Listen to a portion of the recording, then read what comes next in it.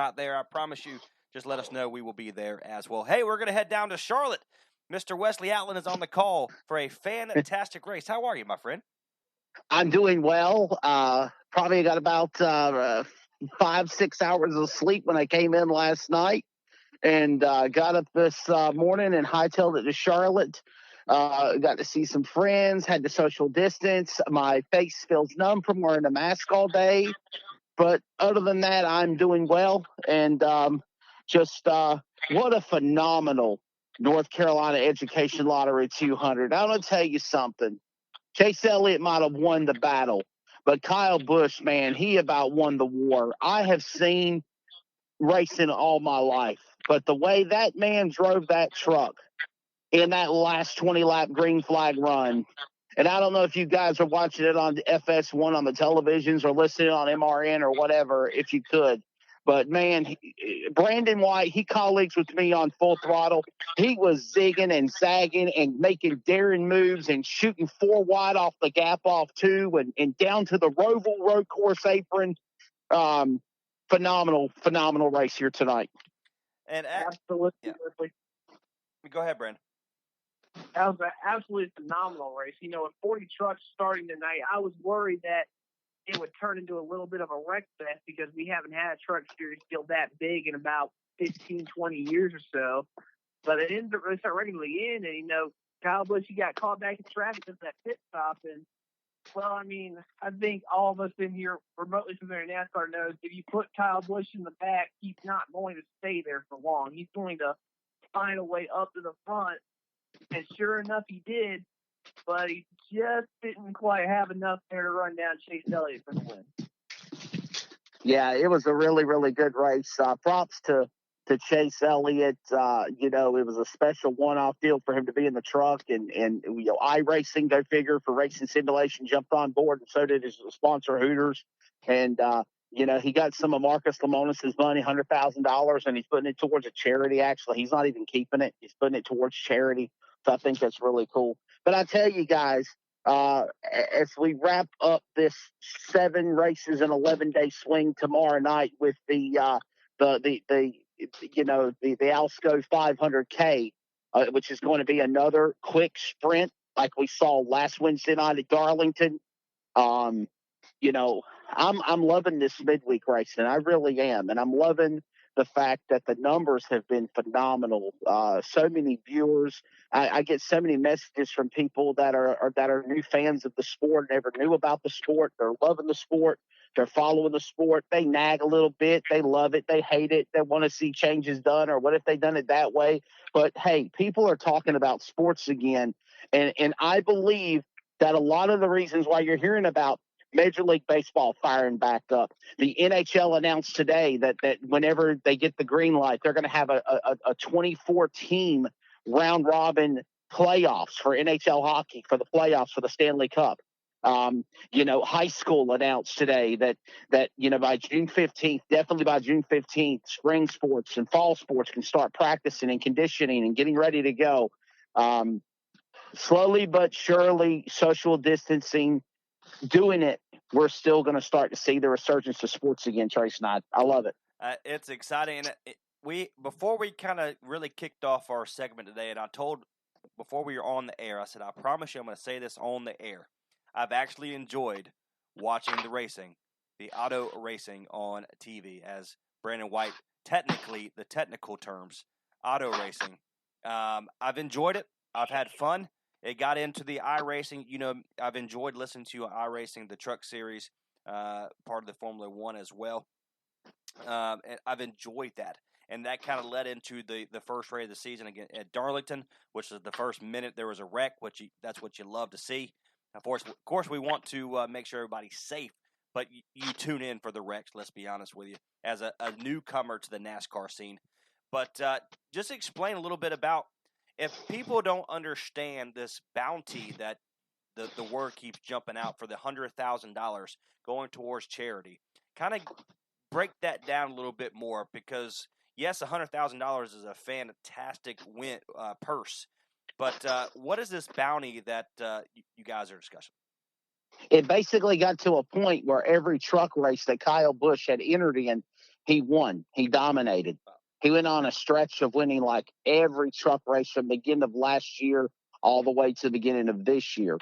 And basically the powers that be at Gander Outdoors, Camping World, Marcus Lemonis, and of course some other people jumped in and they said, okay, we're going to put up a bounty to anybody that can beat Kyle Busch, beat him fair, not wreck him, not do anything intentional, but beat him on the track, will win the bonus and win the bounty. So the bounty was placed, and of course it was supposed to have been at Atlanta, but the Atlanta race, of course, back in March when the coronavirus pandemic happened, the race got postponed until actually June the 6th is when the trucks are going to be running at Atlanta.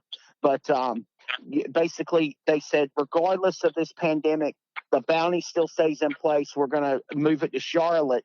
And there was a 40 truck team, and like Brandon reiterated on tonight here at Charlotte, there were 40 trucks. That was the second largest field ever in the history of the truck series of NASCAR to race.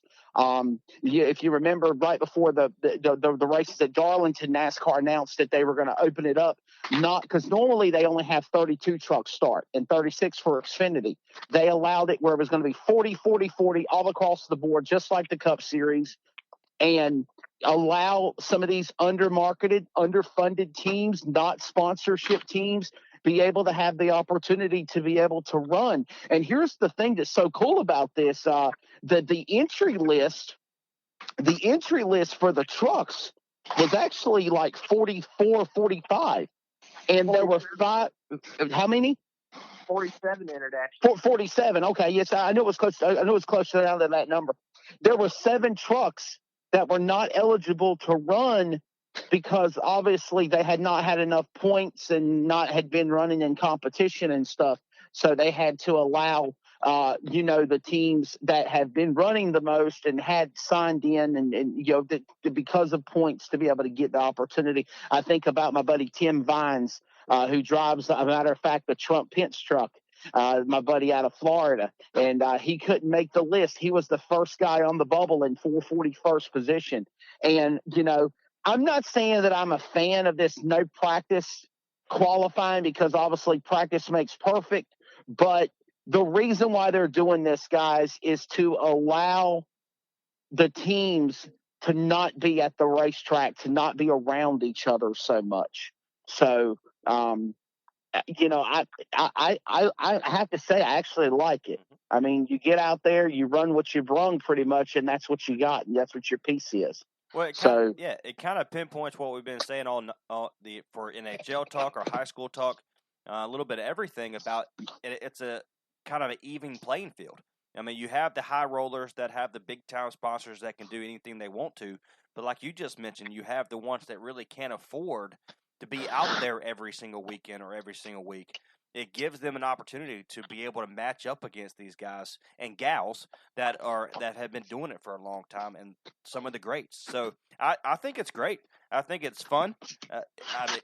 I've enjoyed it, and that's very hard for me to say, but I've enjoyed it. And Bruce Barrett, I'd like to get your thoughts on something, bud. Of course, okay. I was in Georgia before going to Charlotte today. But, Dillon Motor Speedway, they raced this past weekend, and they had that Carolina Pro Late Model Series event. Such an awesome turnout, such a great fan turnout as well. They couldn't be in the grandstands, but literally Ron Barfield took my idea, when me and you were talking in the pits or when we were talking in the tower before things started about turn 4 and the overflow over there. Why don't you open that gate up? Well, guess what he did on Saturday at Dillon? He opened up the overflow and he let people pack turn 3 and 4 all the way around the racetrack in cars and trucks and lawn chairs, just like it was in turns 1 and 2. And they had such a great turnout. I talked to Ron Barfield, a matter of fact, Monday afternoon when I was traveling back from Georgia, and he was telling me that it was such a remarkable turnout. They made money. There was people there, even though the stands was cut off and shut down because of the pandemic. There was so many cars and haulers. They literally had to have people park outside the main parking lot with their race teams to be able to set up shop and race. So Props to Dillon Motor Speedway. And I will tell you, there were some messages and things that I seen on our CRN chat where people were asking why weren't we broadcasting those races. Yep. And unfortunately, we just couldn't do it, and I had other obligations.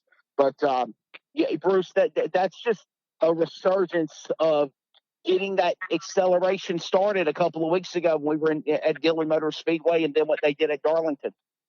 Absolutely. I will say this: Dillon Motor Speedway is just a great facility for motorsports.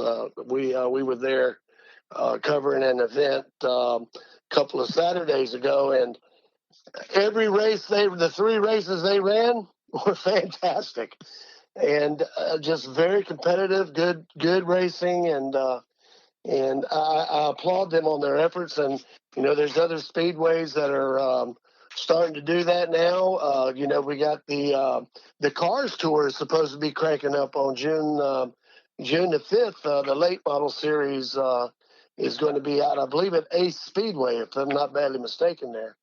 So the Cars Tour is next Friday night. And a matter of fact, they're scheduled to be there for that. Yeah, and I think the super late models are going to be running in Nashville at the Nashville Fairgrounds. No, actually, Nashville got canceled. It got canceled. They got canceled, but not really canceled per se, but postponed. They have moved that race to Lebanon, Missouri at I-44 Lebanon Speedway, and that will be this Saturday and Sunday, and it will actually be live on Speed 51. So, yeah, that race has been moved because of all of the restrictions and things that are going on. And guys, I'll tell you, I've been back on the road announcing motorsports since the beginning of May. And, doing things with MAV TV and with Speed 51 and then here with NASCAR tonight. It's so surreal. It's so abnormal. It doesn't seem right racing without the fans in the stands. We need to get those butts back in the seats as soon as possible. Hopefully the time will come where we can still practice social distancing, maybe make it mandatory. You have to wear a mask if you're in the stands, or optional, or have sanitation stations or something to get to that road. But I do feel that we are closer and closer to the resurgence of getting things back to normal, or back to this new normal that people are calling it. I got to give props to Robert and Jason Turner at Ace Speedway, Carolina Speedway last night, Harris Speedway, just some of the tracks and promoters and friends that I know. Governor Roy Cooper was not too keen of the idea of us doing the events, but they went around the governor, and they went to the county commissioners and the senators and said, hey, look, what can we do? How can we make this happen? And Brandon, I know you've been to Ace Speedway several times, as I have. We mentioned the Cars Tour event that will have fans next Friday night. And I look at Fayetteville Motor Speedway this past weekend as well. They got the lights went out at Fayetteville right in the middle of a race, and they had because of a power surge, race on Sunday afternoon. But the place was packed. The stands were filled, and I'm just happy, Brandon, to see that in racing, especially grassroots motorsports. Yeah, well, I would still encourage people to use caution because this virus is still out there. Oh, sure. Number of cases and deaths are declining, and that's definitely a good thing. But then again, you have so many people going out and congregating now, the possibility of an uptick is out there. So if you are going to these races, I encourage you to social distance and wear masks. I know it's not much, but it's something. Like, protect yourself and protect the people that are around. Oh, absolutely. Yeah. I mean, like today, it was so abnormal going through the pits and seeing everybody with masks on. To be honest with you, I thought we were all banditos. I couldn't figure out which guy was which guy or which guy was which guy. The only way we knew who they were is because they had a shirt on and they knew what team they were. You could be able to spot them. But yeah, I mean, and I think that I think NASCAR had a lot to do with helping to get the ball rolling, but also other sports to get started back again. And by the way, I don't want to jump off subject of Charlotte and talking about the race, but I want to say thank you to Clayton High School. Thank you to Coach Principal Bennett Jones and Jeannie Medlin, Marlon